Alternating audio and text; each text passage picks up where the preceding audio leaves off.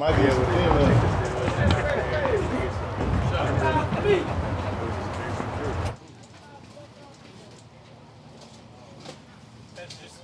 Feel about what you've seen out of the defense and out of the pass rush in particular so far? You say that again? I can't hear you.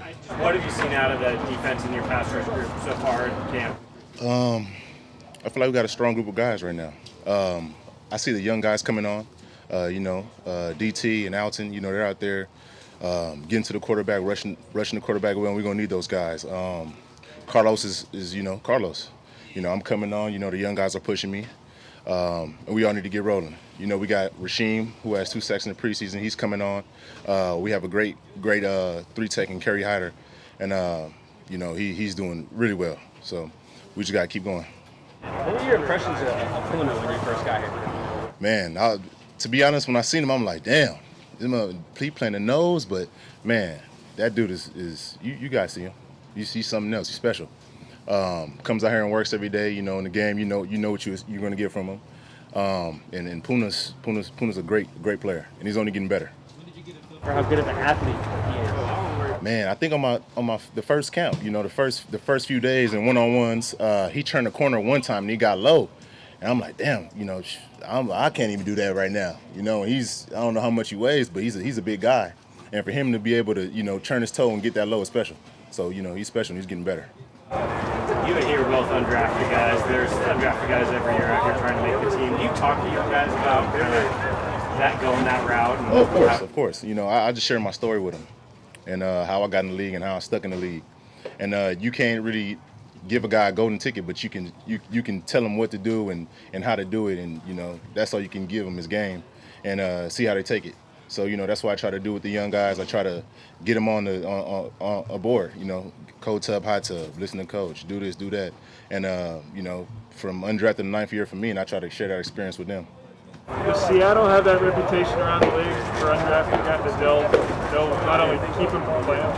I mean, I think the Seattle reputation is you can get a chance. Like, you'll have that chance to prove yourself. You'll have that chance to get a shot. Coach doesn't care. If you can play, you're going to play. So I think that's the reputation here. Did you know that when you got here? No, I didn't know that. I was undrafted. I was trying to get in where I fit in when I was undrafted. So, I mean, I found out shortly after, but that's the reputation here. Were you surprised at that, at the opportunity you got? Yes and no. Yes, because of where I played at coming out of college, and no, because when I got my opportunity, I took advantage of it, and it paid off.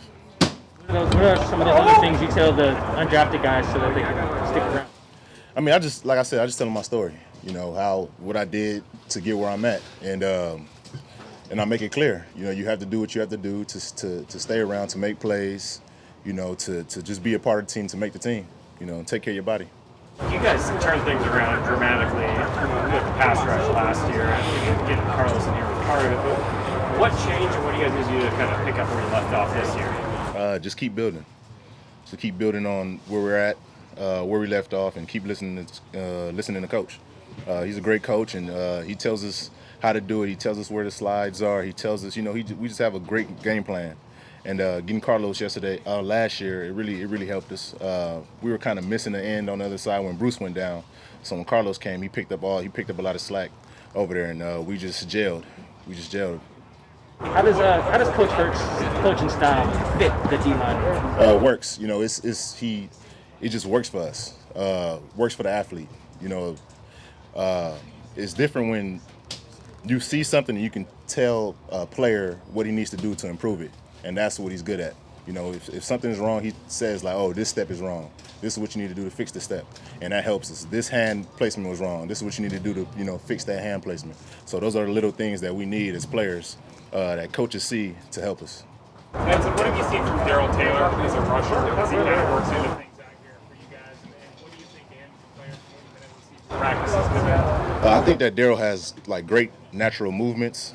He has a great get off, which we need as edge rushers. So he's fluid, great get off, natural movements. He just needs to put it all together. And I think with Coach Hurt and guys like me, guys like Carlos, Carey, and the other guys in the room, us staying on him and us helping him, he'll keep improving. But he has everything. He's still raw. You know, he missed a year last year, but as the season goes on, I see him progressing. As you guys build and get to the next step, how much does communication and familiarity play into that? I mean, this is what kind of camp is for. You know, it's learning each other. It's learning who's next to you. It's trusting who's next to you. So as camp goes on, as we get into the regular season, that's what it is. We're getting familiar with each other, and we learn each other, and that's how we, gel.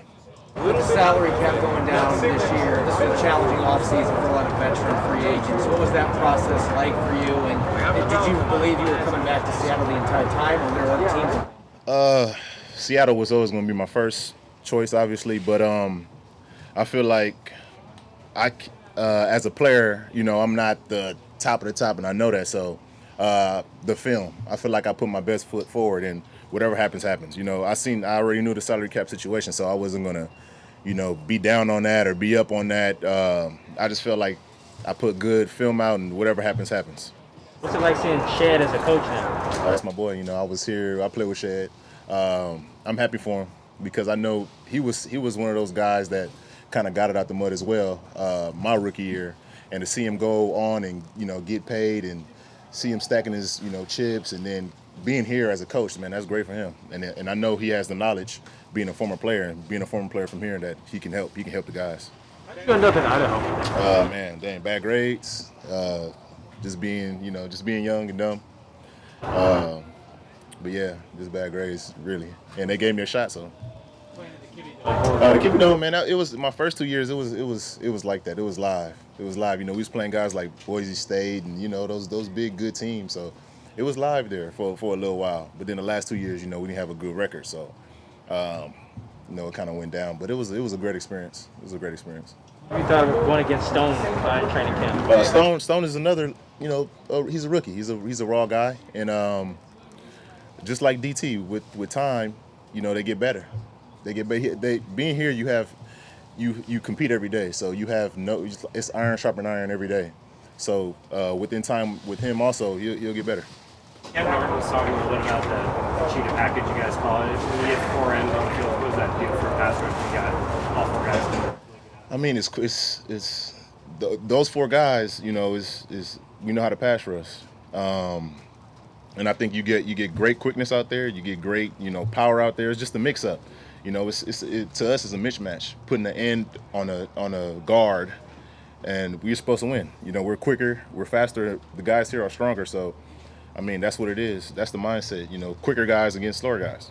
Who would you say your funniest teammates? Funniest teammates? How am I going to list them off? Dang. I think Ugo's funny. Diggs, Robert. Sheem is starting to be funny. And 5. I go out with DK is kind of funny. I go out with him a lot of time. Yeah, DK is funny. He all right. Anything else, guys? Thanks, man. Have a good one.